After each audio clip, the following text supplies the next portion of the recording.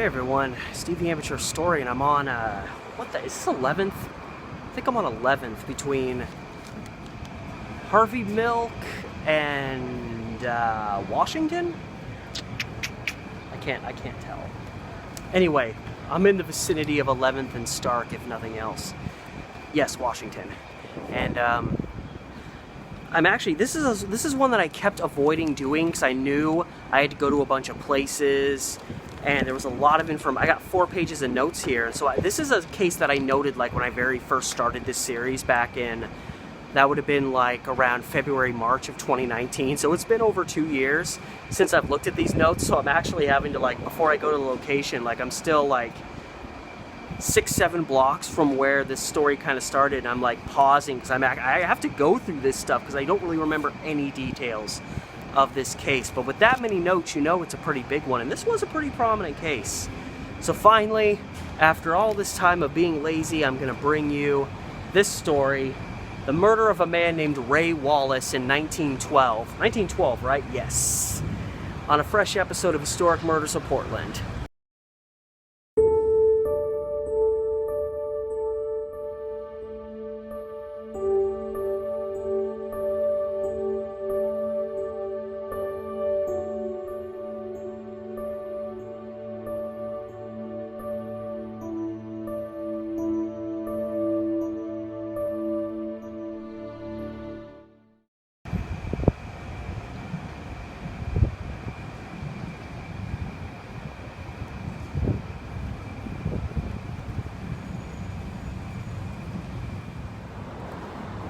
Alright, I think I'm ready to go. I just want to say, before we really get into this story, there was a lot of conflicting information in these old newspaper articles, and there's some stuff that I can't really say whether it was 100% this or that. And I addressed that conflict a little more partway through the video. I'm just letting you know in advance so you're prepared. But anyway, this is one of those classic stories of, you know, people coming together by total chance and it leading to somebody getting murdered. So things in this case really start to take off. They have their fruition in May 1912. A guy named William Tanner, which, as I'll make mention several times in this video, was not his real name, but unlike people who just generally had aliases, this guy actually seemed to identify as William Tanner. So I don't think he legally had his name changed, he just actively acknowledged himself as that and said the hell with his birth name. Which is good, because as I'll mention a little later as well, his birth name sucked. And I'm only being that aggressive about it because William Tanner sucked, and you'll see why over the course of this video.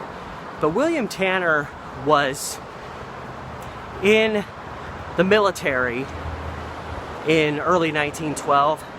He decided to become a deserter. He went AWOL in early May of 1912, and he ended up in San Francisco. And while he was in San Francisco, you know, he knew he couldn't be there that long because he's a deserter, so he needs to get out of there and find a new place to be. But during that brief time that he was in San Fran, he met a young woman named Hazel Irwin, and the two decided to split town forever. Now, that may sound like a meet cute to some people, but let me tell you something. There was very little to admire about the relationship these two people had. And that brought him to Portland. So, newly in love, or whatever they actually were, William Tanner and Hazel Irwin come up to Portland from San Francisco. And there's just one problem. First, William Tanner's a bit of a crook. He has a criminal, you know, he's just a career criminal type guy. And they are flat broke and desperate. And they're so broke, Hazel goes behind his back without telling Tanner. She begins working the streets of Portland as a prostitute just to make a little extra money. Streetwalker, as the more common term was for women who worked the streets for prostitution back then, because they were desperate for money. And Tanner, you know, who, you know, obviously wants to think a little bigger, he wants to pull out, he wants to rip somebody off so that they're not just they're not relying on day-to-day funds. They're actually going to come away with a pretty big score. So it's June 1912, and the Rose Festival has begun in the Portland area. Very prominent yearly hootenanny, whatever you want to call it. I've never really been into it, but it's this big festival that just overwhelms the whole city. And a lot of people come to town, and a lot of people that live in town are out and about, so there's just people everywhere. So essentially, Tanner coaxes Hazel into going out and about and trying to, like, you know, see if she can work over, you know, find some guy that looks like he's got some money to throw around and sucker him into his criminal ways. And as luck would have it for them, as Hazel is wandering around town during Rose Festival week, she meets a guy named Ray Wallace. And she immediately can tell, at least this guy looks like he's got some cash on him. And she hangs out with him, and they kind of start connecting. Then she goes home to Tanner and says, hey, I've met this guy Ray Wallace, and he looks like he's got a lot of money on him. So Tanner quickly devises a scheme. They're going to rob this guy. And the way that they are going to rob him is they're going to buy a sleep aid, give it to Hazel. Hazel goes and meets up with him again. She puts the sleep aid in his drink. He drinks it. Oh, a drink sounds real good right now. He drinks it. He passes out. And while he's passed out, they ransack his place. They take all his money, and they come away all the richer. And according to newspapers, Wallace was staying at the Breslin Hotel, which reportedly was at this corner of this intersection, which this is 11th and Washington. This is 11th here, and Washington is the crossing street. And this is the iconic Telegraph building. And this was a big field for a long time. Actually, there's a beautiful mural here that's being slowly covered up by new construction, which is unfortunate, because apparently this is where the hotel was. Hello, bus. Whatever was here before, whether it was the Breslin Hotel or something else, had been demolished for a very long time, so this was just kind of a half grass, half gravel field. But reportedly the hotel was here, and this is where Ray Wallace was staying. I really wanted to go through all the information because I was getting really confused about some stuff. And I found in another article Ray Wallace's dad saying that he'd been living with him on Salmon Street. But up till like a couple days before he was murdered, he was living on Lounsdale. He'd moved in to a place on Lounsdale Street. Now what's interesting is that this case takes place at 15th and Alder. Lounsdale Street, according to old documentation, only stretched for like 4 or 5 blocks, but it was 15th. So at one point, 15th and Alder, as it is today, would have been 15th and Lounsdale. So I still know that the rooming house was taken out in William Tanner's name, but by his dad's own admittance, Ray Wallace was actually staying in a place like within, like, at most like 3 or 4 blocks away, which actually that maybe explains why Tanner and Hazel Irwin got a place at 15th and Alder. They wanted to get a place kind of close to where Wallace was. Maybe that explains why they were so close together, but that at least to some degree answers where Ray Wallace actually lived, and it wasn't at the Breslin Hotel. And there were reportedly stores, you know, like most old hotels in this town. Even down here you can see the Fish Grotto building, which was a hotel. Rooms up top, businesses on the bottom. You know, that was pretty standard of a lot of these little hotel buildings. So as it was, Tanner went into a store on the first level of the hotel and bought some sleeping aids and gave them to Hazel Irwin. And by newspaper accounts, she did successfully give him the sleep aid. and he passed out, and she stole a bunch of his stuff. But apparently that wasn't quite good enough. She had robbed him, but she probably didn't get a lot of his money, or maybe she just didn't get enough stuff to satisfy William Tanner, whose real name, by the way, which when I tell you it, you'll understand why I'm using William Tanner, because that at least sounds like his real name was, God, I have to check, was it Wilburn? Yeah, so William Tanner's real name was Wilfred O, and I guess it's Thongs, or maybe the H is silent and it's Tongs, Thonges. Wilfred Tongs. And you wonder why this guy went by a different name. So I'm letting you know now that was his biological name, because I'm not going to use that name in this video because that name is trash. And like pretty much he went by Tanner. He never really went by that Tongs name, and can you blame him? So I'm going to just go with Tanner. Mr. Tongs, William Tanner, was a grade A piece of crap, in addition to being a criminal. This guy pretty much met Hazel Irwin, took advantage of her. There was actually one newspaper that, without mincing words, pretty much said she was a slave to him. If she did anything wrong, he was there waiting to beat her up. And she pretty much was forced out of the threat of violence to do pretty much anything this guy wanted. So she probably, she probably didn't want to be a streetwalker. It's probably the reason she didn't tell him that she was working the streets as a prostitute was he probably would have gotten pissed and beat her up. And so when you're in a relationship like that, she was in a relationship almost out of fear. And I almost give her a pass in most of this, most of what happened in this story, because she was riddled with so much fear. She pretty much had to do what this guy asked her to do, or else who knew what level his violence against her could reach. So she's in a pretty unhappy situation with this guy she's ran off with. They're flat broke. He's abusive. He's forcing her to do a bunch of stuff.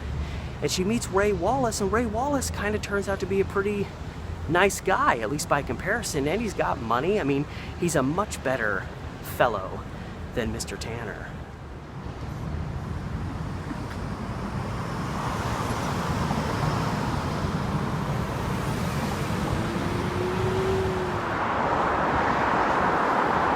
And lo and behold,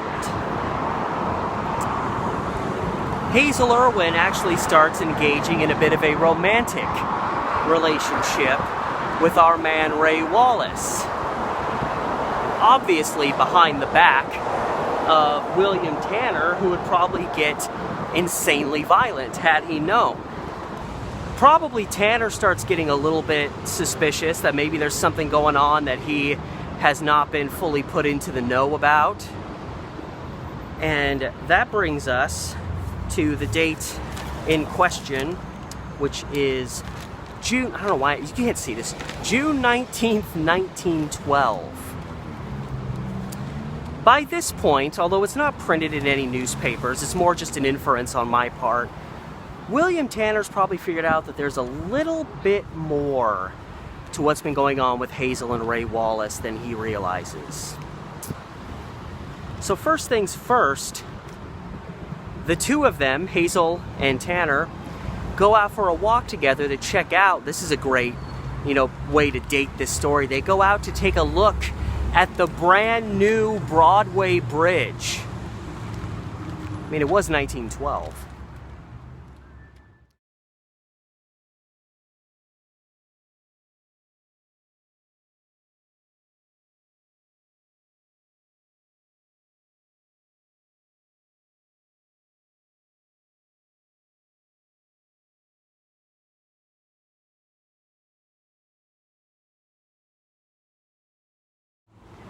So I'm just going to say right now, there was a lot of conflicting information in these old newspaper stories I read.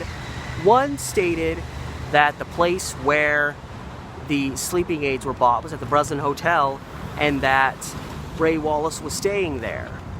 Now, it's also somewhat implied that he wasn't staying there, and that he was actually staying at what is now 1515 Southwest Alder Street, which would be right across the street here where this little gray building is. Alright, I have to cut in for a second. As you can see, I was a little bit confused about details, and there was a lot of inaccuracies that I'm not sure who exactly was right and who exactly was wrong. But after I got back home, I was like, there's a few things I need to check on, and obviously while I'm out there vlogging, I can't do that when the articles are here on my computer at home. So I went back and looked at some old articles, and I actually clarified some of this stuff, even though I never would have thought this to be the case. So, in an interesting way of finding it out, what I think happened was, I know for a fact that the Breslin, a storefront on the first floor of the Breslin, is where these sleeping agents were bought. But this rooming house at 15th and Alder was actually Hazel Irwin and William Tanner's room. Now, I never would have thought of this because they immediately went to another hotel that they were also staying at. So that implied to me, well, they were staying there. So the place at 15th and Alder had to be where Wallace was staying at, one way or another. And it's interesting, the way that I actually first found this out was I stumbled onto this particular article that actually shows that it was misreported, because when Ray Wallace was later found, all of his ID was taken and he was kind of unidentified. And he was initially identified as William Tanner because William Tanner had taken that room out at 15th and Alder. So, you know, when he and Hazel met at that room, it wasn't her coming to his room to meet him, it was him coming to her room to meet her. So, that's some clarification. I still was very confused through the duration of doing this video.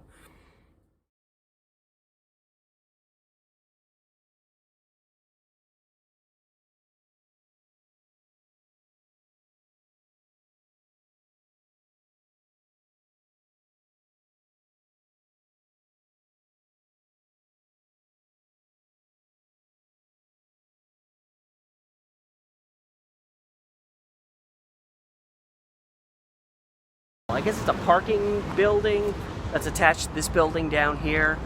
Whatever, the rooming house would have been right here. So, whatever the circumstances, Hazel Irwin goes into the rooming house to see Ray Wallace, and Ray Wallace probably assumes she's just there because they're just having another romantic rendezvous.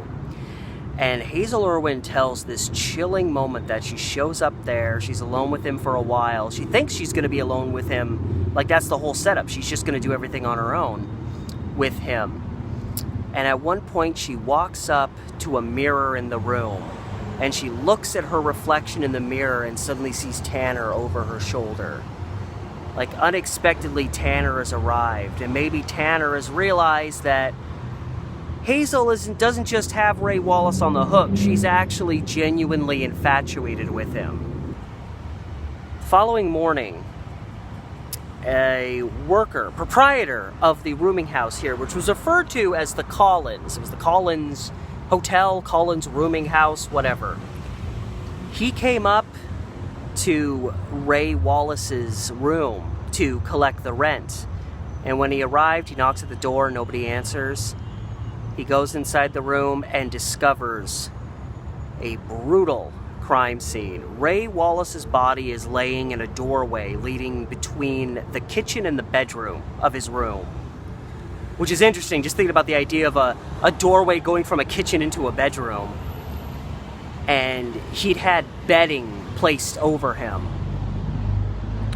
But you could still see a puddle of red rolling out from under the bedding because his head had been beaten pretty much to a pulp and was still just slowly bleeding out onto the floor.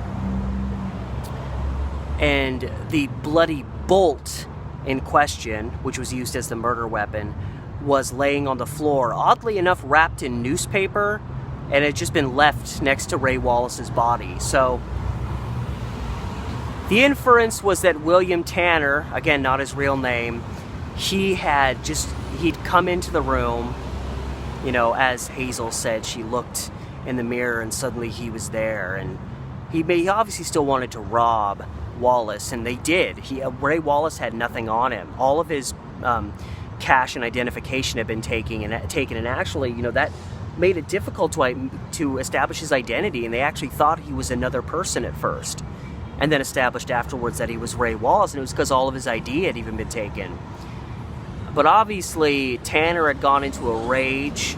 Either he didn't even want to bother with the sleeping aids, if that in fact hadn't happened yet, and he just wanted to just kill Wallace and get it over with, or he, discovered that Wallace and his girl were fooling around, and he just stormed in, full of rage and jealousy and all the other anger that was obviously pulsating through this guy's body on a regular basis. He just pulled this bolt out and just caved in Ray Wallace's head with this thing. And they quickly gathered what they could off of the guy and left, and nobody knew, nobody in the place realized all through the night, there was no shooting, there were no gunshots to be heard, there was just probably one quick strike with that bolt, and Wallace was dazed and down on the ground. So it would have been easy for them to do this murder, and people in the next room wouldn't have even necessarily known anything was happening, so nobody knew what had happened till the following day when the proprietor came in and discovered this brutal crime scene. And the closest thing there came to actually being like a witness was there was a 10-year-old boy who was staying in the unit that was directly downstairs from the room that Ray Wallace was in, who claimed to hear like groaning coming from upstairs, which it could be Ray Wallace was holding on to the last vestiges of life and was just kind of like on the floor as he's, dying. And, it was determined, obviously, in an autopsy, the cause of death was massive fracturing and trauma to the head. And they said probably one strike with this bolt could have been enough to kill him, and he was probably beaten several times with it. And obviously one strike was probably enough because authorities found no signs of a struggle, no signs that Ray Wallace fought back. It was probably just one strike. And Wallace was immediately dazed, if not already falling into a state of unconsciousness. And then Tanner just finished him off. Did Tanner genuinely show up with the intent to kill Ray Wallace that night? Or was it maybe just a rage he went into and he just, went out of his mind and beat him to death with this bolt? William Tanner, again, not his real name, was a real piece of crap, so a part of me really doesn't want to sympathize with him and wants to just assume that he did it premeditated, because then I can just hate him even more. But it could have been just a state of rage that he went into, especially maybe thinking that Hazel Irwin and this other guy were actually developing something serious together.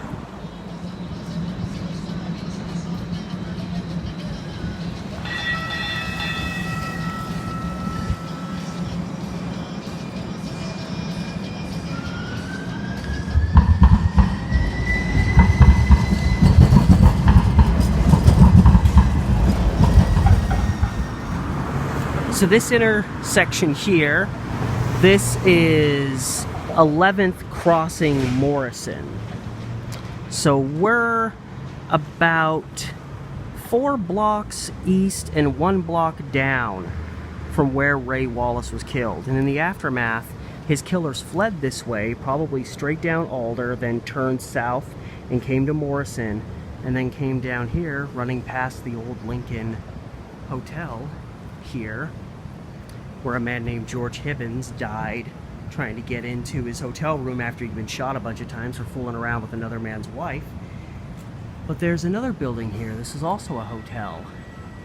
And this is the building, according to the address, that the killers fled to in the aftermath of the murder. Running inside through a doorway, probably not as new looking as this one, but through a doorway that would have led them to their rooms upstairs. These people have a bunch of old VHSs. I love that dynamic. Yeah, they would have ran in probably through a doorway here, as these are like business doorways. And up on one of these floors is where they proceeded to wait out the immediate aftermath of the murder.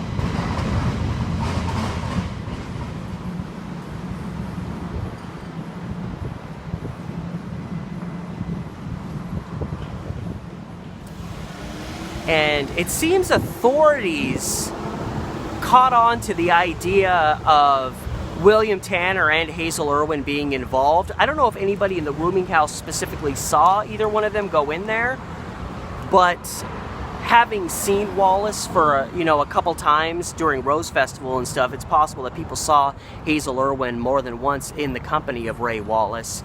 So they already knew that she had this recent connection to him. But whatever the case, authorities started putting attention towards Tanner and Hazel Irwin pretty quickly. And it appears the two, after staying overnight in their hotel room, just a couple blocks from here, fled to Union Station to catch a train out of town. There were multiple witnesses that saw two people that they said were Irwin and Tanner, and that Hazel was like sobbing uncontrollably, which probably brought a lot of attention to them as they were going into Union Station, and they had bags with them like they were splitting town. And they presumably caught a train and traveled south, and there were reports of Hazel being seen in Eugene, but it seems like both of them fled to the Salem area. And this is where the story gets even more tragic, at least for Hazel Irwin.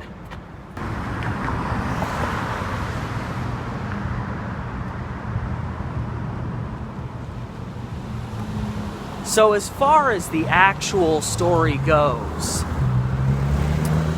the two, Hazel and Tanner, they eventually do stop and settle down in Salem, about 45 miles south of Portland, after the shooting and after staying a night at their hotel on Morrison.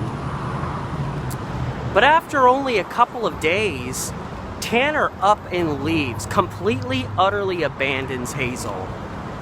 Maybe he was butthurt because she'd taken an interest in another guy. Maybe because he wasn't an abusive sack of shit like William Tanner was. Lots of times when your romance is kind of going south, maybe what you need to do is take a real close look in the mirror, and you might find some of your answers. Of course, I don't think William Tanner was that deep. But he ends up abandoning her, and he doesn't just abandon Hazel. He's so desperate. He's already killed this guy and taken whatever he has on his person. He actually came back to Portland at one time while he was a wanted man and broke into Ray Wallace's place of business to try to see what else he could steal, and then fled. And so there was a pretty serious search effort out for both of them. And Hazel Irwin was finally tracked down on a tip. She was tracked down June 26th, so about a week after the murder. She was tracked down, staying at a spot in Salem. She was still in Salem. And when she was caught, she was more than open about explaining what had happened, because she felt like she was more a victim than anything else. She was pretty much, held against her will by this Tanner guy. So I think she probably felt kind of comfortable telling her side of the story. And, a lot of the details we get came from her. Now, that may be where some of the complications are in terms of where exactly events happen. When did this thing happen? Do they happen at the same time? Is because there was like an initial investigation, and then Hazel Irwin's caught a week later and she gives her side. And then in early July, William Tanner's finally caught, and then he gives his side. So you have a lot of accounts coming into effect over the course of a couple of weeks, and it can kind of muddy the waters, which is certainly, in terms of trying to look up information in old newspapers, it's certainly muddied my waters. I'm certainly trying the best I can to make sense of all this stuff. But William Tanner was tracked down ultimately in Vancouver, Washington, right across the river from Portland. And I thought they demolished this. Sorry, brief side note. I knew they were building this. I thought they were going to demolish this building. I swear I saw pictures of it gone. Because this is one of those old firehouses. But apparently they decided to build around it. Awesome. Anyway, So ultimately, by early July, both suspects in relation to this are apprehended. And they decided they couldn't just let Hazel Irwin off altogether, even though if all the information about her dynamic with Tanner is true, that he was horribly abusive, that he pretty much, if she didn't do everything he said, she wouldn't, like, beat the living crap out of him. Yeah, that who was towards me, by the way. I could see the guy's reflection. Stop trying to throw my thought process off. So if that is true, if this woman's, like, felt her life was in danger if she didn't do it, and especially if she didn't know that, you know, Tanner was going to come in, you know, waving a bolt around. Now, she was with him when he grabbed it, and he said he might use it if the sleeping aid didn't work, and she didn't seem to fight back against that. And, you know, she fled with him, so I guess I can kind of see, you know, in some ways why she would still be held to task almost as much as Tanner. You know, she did kind of act like an accomplice in many ways. And she was convicted on a manslaughter charge. And with that charge carried a 1 to 15 year sentence. And it's interesting, a little while later, Tanner himself is put on trial, and he gets the same. He gets a manslaughter charge and a sentence of 1 to 15 years. Oh, man, another casualty of COVID and whatnot. This cool old cafe place. So he also gets a manslaughter charge, and he also gets a 1 to 15. And it appears by the time Tanner's trial comes along, a lot of that luster on Hazel Irwin's story of her being this abused victim, it had started becoming more questionable in the eyes of you know, law enforcement and those that were trying the case. And it was pushed forth that she was the one who actually came up with the idea to try to manipulate Wallace, and that it was actually her idea to get these this sleeping agent. And that's really a matter of which side of the story you believe, because newspapers were reporting that that was all Tanner's doing. Now, of course, this came out during his trial. This was his defense trying to say that. So it's really just a matter of who do you believe, William Tanner or Hazel Irwin? I'll tell you who I have my money on, and it's Hazel. So I think that helped him in the end, because he pretty much got the same sentence as her, which is insane considering he was the one that actually did the killing. And so after those two trials, wherein both got sentences of no more than 15 but no less than 1 year in prison, I certainly hope Tanner's stint was a lot longer than Hazel Irwin's stint. You know, like most cases that long ago, once the guilty parties are captured and they're tried and they get their sentences, they go off to prison and everyone forgets about them and they essentially fade from memory for the most part. And that's pretty much what happened here. And again, I can only hope in the end some justice was done, because I do believe personally that Hazel Irwin was probably being manipulated and abused into doing a lot of what she did. And I don't buy for a second that she was the mastermind behind a lot of what was going on in this case in terms of how to manipulate and take advantage of Ray Wallace. And when all is said and done, Ray Wallace is the guy that actively picks up the bolt and says, I'll use this if I have to. That wasn't Hazel Irwin's doing. So there's a lot of questionable conduct that has led to, that did at that time lead to people maybe thinking Hazel Irwin was more guilty than I at least think she was. So hopefully she got off with a year or two. And God, that scared the shit out of me. It also sounded like she said my name. Yep, that's me. So I'm gonna have to mute that. No, that legitimately scared the hell out of me. I hate that. That kind of stuff comes out of nowhere in this city. It was so quiet. Anyway, that's I was just about to wrap it up anyway. I was just going to say I hope Hazel Irwin didn't get that big of a sentence, and hopefully William Tanner got the full 15. He brutally killed a guy with a bolt, for God's sake. So that's where I stand. So I'd like to thank you guys as always for stopping here, hanging out with me, even when it gets a little scary.